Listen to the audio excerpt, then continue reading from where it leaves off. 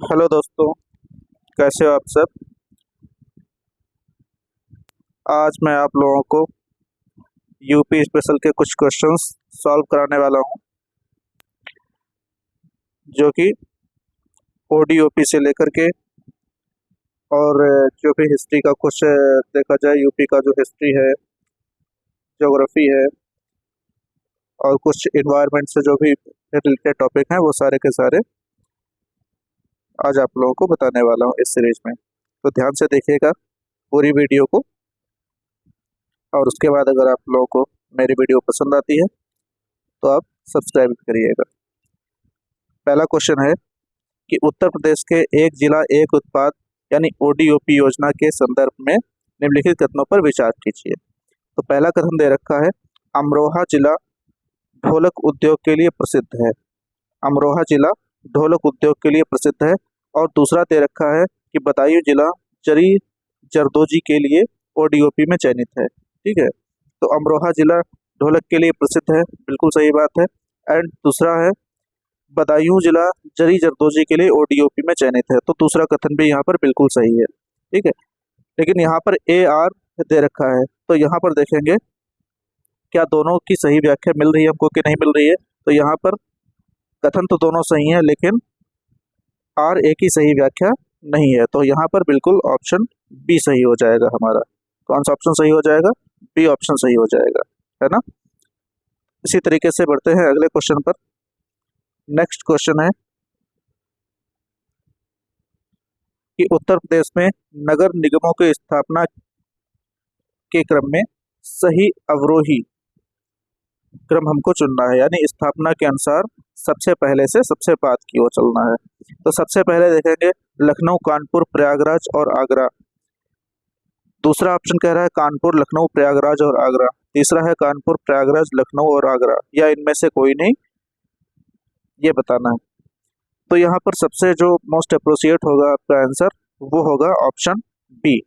कौन सा? Option B होगा, कानपुर, लखनऊ, प्रयागराज और आगरा। सबसे पहले कानपुर, उसके बाद लखनऊ, उसके बाद प्रयागराज और लास्ट में आगरा। ठीक है, ऑप्शन बी बिल्कुल राइट हो जाएगा। बात करें यहाँ पर वर्तमान नगर निगम, तो टोटल कितने नगर निगम है अभी? तो टोटल 17 नगर निगम है। कितने? 17। अगर देखा जाए तो राजनीतिक प्रमुख कौन होता है? तो होता है इसका मेयर। मेयर होता है, मेयर। इसको महापौर भी कहा जाता है। और इसका चुनाव की बात किया जाए तो चुनाव कैसा होता है? डायरेक्ट होता है। डायरेक्ट डायरेक्ट इलेक्शन होता है जनता के द्वारा। ठीक है, बढ़ते हैं अपने अगले प्रश्न की ओर। और अगला प्रश्न कह रहा है कि निम्नलिखित में से कौन सी विशेषता उत्तर प्रदेश के तराई क्षेत्र की विशिष्ट भौगोलिक विशेषता नहीं है? कौन सी विशेषता नहीं है? इनमें से कोई तीन विशेषताएं होंगी और चौथी कौन सी विशेषता नहीं है, ये मुझे बताना है। पहला ऑप्शन है भाबर क्षेत्र में नदियां विलुप्त हो जाती हैं जबकि तराई में पुनः प्रकट होती हैं। तो ये बात बिल्कुल राइट लिखी है, भाबर क्षेत्र में नदियां विलुप्त हो जाती हैं और तराई क्षेत्रों में पुनः प्रकट हो जाती हैं, दोबारा से दिखने लगती हैं। अगला है तराई क्षेत्र अत्यधिक दलदली और मच्छरों से प्रभावित होता है। तो ये बात भी सही है, ज्योग्राफी में हम लोगों ने पढ़ रखा है कि तराई क्षेत्र जो होता है वो बहुत दलदली वाला क्षेत्र है। अगला है कि तराई क्षेत्र में मिट्टी में नाइट्रोजन की मात्रा प्रचुर होती है। और सबसे लास्ट वाला क्वेश्चन है ऑप्शन, तराई क्षेत्र में धान और गन्ने की खेती के लिए अधिक उपजाऊ है। तो डी ऑप्शन भी बिल्कुल करेक्ट हो जाएगा। लेकिन जो सी ऑप्शन दे रखा है कि यहाँ पर तराई क्षेत्र की मिट्टी में नाइट्रोजन की प्रचुर मात्रा होती है, तो ऐसा नहीं होता है। तराई क्षेत्र में नाइट्रोजन कम मात्रा में होता है, तो इसलिए इसका सही ऑप्शन कौन सा हो जाएगा? सी ऑप्शन हो जाएगा। जी बिल्कुल, ठीक है। इसी तरीके से हम आपको इन सारे जो भी क्वेश्चन बन सकते हैं अलग अलग वीडियो के माध्यम से आपको समझाते रहेंगे और आते रहेंगे आपके सामने। नेक्स्ट क्वेश्चन हमारा कह रहा है, क्वेश्चन नंबर 6, कि उत्तर प्रदेश में राज्य प्रबंधन के अंतर्गत राज्य आपदा प्रबंधन प्राधिकरण यानी SDMA, state disaster management authority के अध्यक्ष कौन होते हैं? ये पूछा गया है। तो इसके अध्यक्ष कौन होते हैं? इसके अध्यक्ष माननीय मुख्यमंत्री जी होते हैं। कौन होते हैं? माननीय मुख्यमंत्री जी होते हैं। बात करें अगर ऐसे ही आपको कुछ बताना चाहें, एक होता है राज्य मानवाधिकार आयोग गठन। राज्य मानवाधिकार आयोग का गठन 2002 में हुआ था। कब हुआ था? 2002 में हुआ था। 1 मिनट, 2002। राज्य मानवाधिकार आयोग का गठन 2002 में हुआ था। ऐसे ही बात करें राज्य महिला आयोग का गठन तो कब हुआ था? 2004 में। याद रखिएगा, राज्य महिला आयोग का गठन कब हुआ था? 2004 में हुआ था। ऐसे ही राज्य सुरक्षा आयोग का गठन कब हुआ था? तो 2013 में हुआ था। राज्य सुरक्षा आयोग का गठन कब हुआ था? 2013 में हुआ था। ऐसे ही उत्तर प्रदेश बाल अधिकार संरक्षण आयोग का गठन, कौन सा? उत्तर प्रदेश में बाल अधिकार संरक्षण आयोग का गठन कब हुआ था? तो ये भी 2013 में ही हुआ था। ठीक है, 2013 में ही हुआ था। और उत्तर प्रदेश अल्पसंख्यक आयोग का गठन, अल्पसंख्यक आयोग पूछा जाए तो ये हो जाएगा आपका 1994। कौन सा हो जाएगा? 1994 यानी 1994। अल्पसंख्यक आयोग का गठन 1994। बात करते हैं हमारे अपने अगले प्रश्न की। तो अगला प्रश्न हमारा कह रहा है कि उत्तर प्रदेश की चित्रकला और कला संस्थानों के संदर्भ में कौन सा सही सुमेलित नहीं है? कौन सा सही सुमेलित नहीं है, ये बताना है। तो राज्य ललित कला अकादमी लखनऊ 1962। दूसरा है उत्तर प्रदेश संगीत नाटक अकादमी लखनऊ 1963, या फिर भारतेंदु नाट्य अकादमी, ये वाराणसी में है, या कोई नहीं। तो आपको बताना है इनमें से कौन सा सही नहीं है। ठीक है, कौन सा सही नहीं है। तो इसके हिसाब से देखा जाए तो सबसे मोस्ट अप्रोप्रिएट कौन सा आंसर होगा? यहाँ पर हो जाएगा बेटा भारतेंदु नाट्य अकादमी। कौन सा? भारतेंदु नाट्य अकादमी। ये हो जाएगा आपका सही मैच नहीं है। अगर पूछा जाए भारतेंदु नाट्य अकादमी है कहाँ पर, तो भारतेंदु नाट्य अकादमी ये बेटा पड़ती है लखनऊ में। कहाँ? लखनऊ। भारतेंदु नाट्य अकादमी ये कहाँ है? लखनऊ में। ठीक है, भारतेंदु नाट्य अकादमी कहाँ पड़ती है? लखनऊ में पड़ती है। इसी तरीके से उत्तर प्रदेश जैन विद्या शोध संस्थान, उत्तर प्रदेश में जैन विद्या शोध संस्थान, यूपी में जैन विद्या शोध संस्थान, जैन विद्या शोध संस्थान,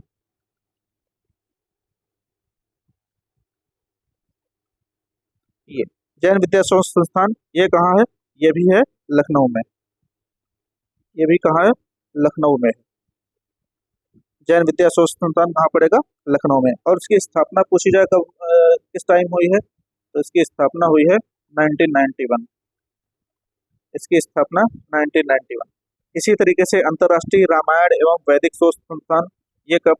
ये भी स्थापित हुआ है 1986 में। कब? 1986। और कहाँ होता है? ये होगा अयोध्या में। कहाँ? अयोध्या। याद रखिएगा, अयोध्या। जी, नेक्स्ट है, अगले क्वेश्चन पे पढ़ते हैं। उत्तर प्रदेश के मुख्य मेले और उनके आयोजन स्थल के माह का सही मिलान पहचानिए।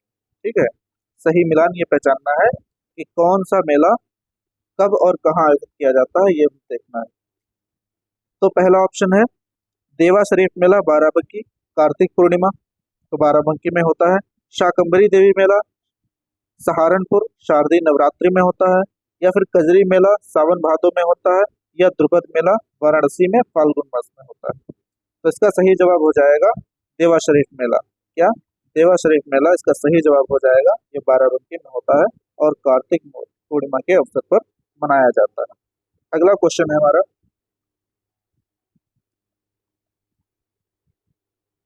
उत्तर प्रदेश सरकार हाल ही में चर्चा में रही डिजिटल गवर्नेंस और सुरक्षा पहल, साइबर सुरक्षा पहल के तहत निम्नलिखित में से क्या अनिवार्य किया गया है? ठीक है, जो हाल में चर्चा में रही है डिजिटल गवर्नेंस और साइबर सुरक्षा, ये जो पहल की गई है उसमें क्या अनिवार्य रूप से किया गया है, ये हमसे देखना है। पहला ऑप्शन कह रहा है कि सभी सरकारी विभागों में क्लाउड नेटिव अनुप्रयोगों का उपयोग करना, या फिर ग्रामीण क्षेत्रों में साइबर सुरक्षा के लिए ग्राम डिजिटल मित्र, ग्राम डिजिटल मित्र की नियुक्ति, ब्लॉक स्तर पर साइबर सुरक्षा ऑडिट का अनिवार्य प्रावधान, या फिर उपयुक्त सभी। इनमें से मुझे देखना है क्या क्या करना है। ठीक है, उपयुक्त सभी। सही जवाब हो जाएगा उपयुक्त सभी। यहाँ पर क्लाउड नेटिव, ग्राम डिजिटल मित्र और सुरक्षा ऑडिट, जो साइबर सुरक्षा है उसका ऑडिट, ये तीनों बातें इसमें शामिल हैं। ठीक है, बढ़ते हैं नेक्स्ट क्वेश्चन पे। नेक्स्ट क्वेश्चन कह रहा है कि 1920 के दशक में उत्तर प्रदेश में किसान आंदोलनों के स्वरूप के संदर्भ में कौन सा कथन सत्य है? कौन सा कथन सत्य है ये बताना है हम लोगों को। इसमें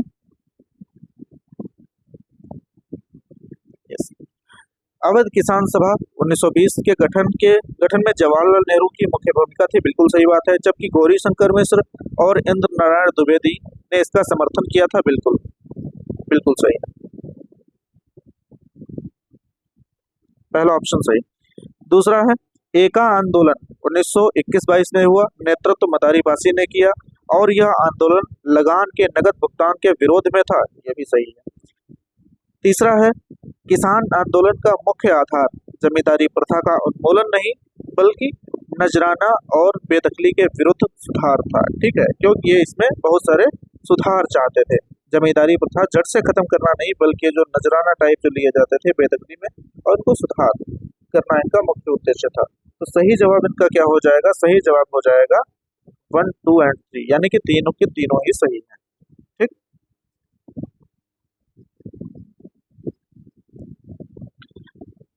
अगला है क्वेश्चन हमारा, उत्तर प्रदेश के वन रिपोर्ट 2023 के अनुसार राज्य के किस जिले में अत्यधिक सघन वन का क्षेत्रफल न्यूनतम है?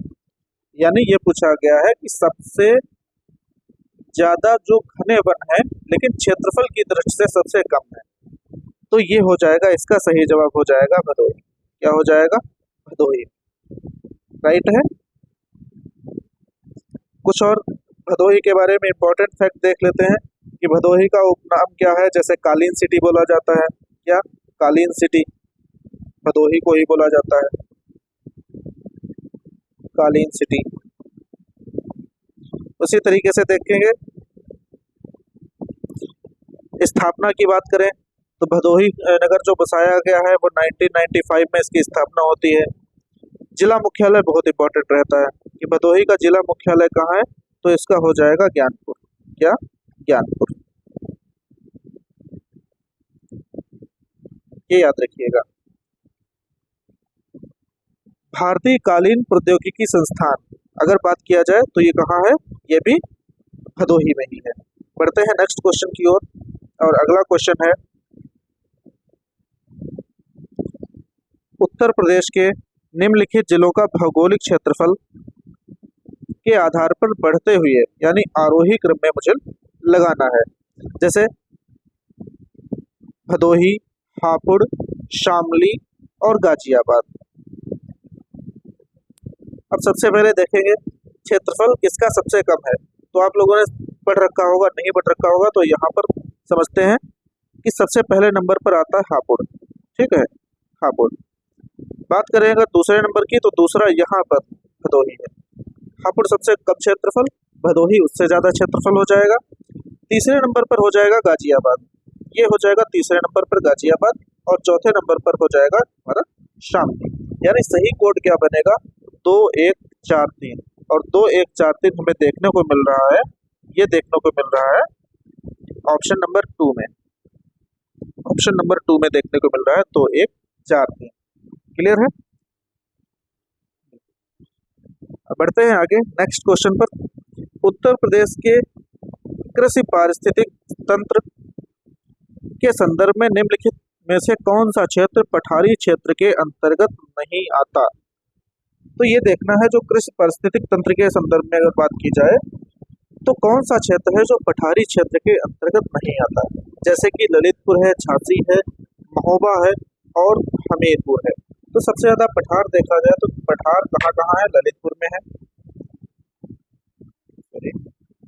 ललितपुर में है, झांसी में भी है, महोबा भी है, लेकिन हमीरपुर एक ऐसा डिस्ट्रिक्ट है जो पठारी क्षेत्र के अंतर्गत नहीं आता है। तो यहाँ पर सही करेक्ट ऑप्शन क्या हो जाएगा हमारा?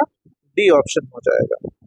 बात करें अगर अगले प्रश्न की, तो अगला प्रश्न है 1857 की क्रांति के समय उत्तर प्रदेश के विभिन्न केंद्रों पर नेतृत्व करने वाले क्रांतिकारी नेता और उनके स्थान का कौन सा मिलान सही नहीं है? सही नहीं है। देखते हैं इसके ऑप्शन। पहला ऑप्शन है मौलवी लियाकत अली, जो कि बिल्कुल सही है। अगला है बेगम हजरत महल लखनऊ, ये भी सही है। तांत्या टोपे कानपुर और खान बहादुर खान बरेली, ये भी सही है। ठीक है, सी ऑप्शन है तांत्या टोपे कानपुर, ये दोनों चारों के चारों सही है। तो हमारा सही ऑप्शन क्या हो जाएगा यहाँ पर? इनमें से कोई नहीं, इनमें से कोई नहीं। क्लियर है? मौलवी लियाकत अली इलाहाबाद में इन्होंने नेतृत्व किया है, बेगम हजरत महल में लखनऊ में नेतृत्व किया है, तांत्या टोपे ने कानपुर में और खान बहादुर खान ने बरेली में नेतृत्व किया। तो इस तरीके से यहाँ पर चार के चारों ऑप्शन हमारे सही हो जाएंगे। अगला प्रश्न है उत्तर प्रदेश की प्रमुख लोक नाट्य शैलियां के संदर्भ में कौन सा कथन सही नहीं है, असत्य है, ये बताना है। तो पहला ऑप्शन है नौटंकी का सबसे लोकप्रिय स्वरूप हाथरस शैली और कानपुर शैली है। ये बिल्कुल सही बात है कि नौटंकी का सबसे लोकप्रिय कहा जाएगा कोई स्वरूप है तो हाथरस और कानपुर शैली। दूसरा है स्वांग लोक नाट्य शैली मुख्य रूप से उत्तर प्रदेश के पश्चिमी क्षेत्रों में प्रचलित है। तो स्वांग एक फोक डांस है जिसका नाम है स्वांग, वो कहाँ है? पश्चिमी क्षेत्रों में ज्यादा पॉपुलर है। भांड कला का संबंध भांड कला का संबंध केवल उत्तर प्रदेश के पूर्वी जिलों में है। तो केवल पूर्वी जिलों में, कई जिलों में है। चौथा ऑप्शन कह रहा है रासलीला के अंतर्गत अवकूट का आयोजन ब्रज क्षेत्र की प्रमुख विशेषता है, ये तो बिल्कुल सही है। तो यहाँ पर इनकरेक्ट कौन सा हो जाएगा? इनकरेक्ट हो जाएगा ऑप्शन नंबर सी। ठीक है, ये भांड कला का संबंध केवल उत्तर प्रदेश में नहीं है, उत्तर प्रदेश के पूर्वी जिलों में है, ऐसा नहीं। क्वेश्चन नंबर नेक्स्ट क्वेश्चन, प्राचीन इतिहास एवं उत्तर प्रदेश के संबंध में बात की जाए तो अतरंजी खेड़ा यानी कि एटा किस काल की संस्कृति के प्रमाण के लिए प्रसिद्ध है? ठीक है, तो किसके लिए प्रसिद्ध है ये बात पूछी गई है। एक तो है ताम्र पाषाण कालीन, एक है चित्रित धूसर मृदभांड संस्कृति, या फिर महापाषाण कालीन, या फिर कुषाण कालीन। तो इसका सही जवाब हो जाएगा जो अतरंजी खेड़ा है वो हो जाएगा चित्रित धूसर मृदभांड संस्कृति। ठीक है, इसके संस्कृत के प्रमाण के लिए प्रसिद्ध है। बात करें अगर नेक्स्ट, यहाँ पे इतने ही प्रश्न है आज। अब आप लोग बताइए कि आप लोगों को ये क्लास कैसी लगी। कुछ नए सजेशन हो तो आप लोग सजेशन भी दीजिए, और हम बराबर ही आप लोगों के सामने ऐसी ही बहुत सारी वीडियोस लेकर आते रहेंगे। और कोई भी सजेशन हो आप लोग सजेशन मुझे दीजिएगा, और मेरे चैनल को सब्सक्राइब भी कीजिएगा, शेयर भी कीजिएगा, और नई नई जानकारी के लिए ऐसे ही कुछ एमसीक्यूज प्रैक्टिस के लिए हमारे साथ बने रहिएगा। तब तक के लिए धन्यवाद।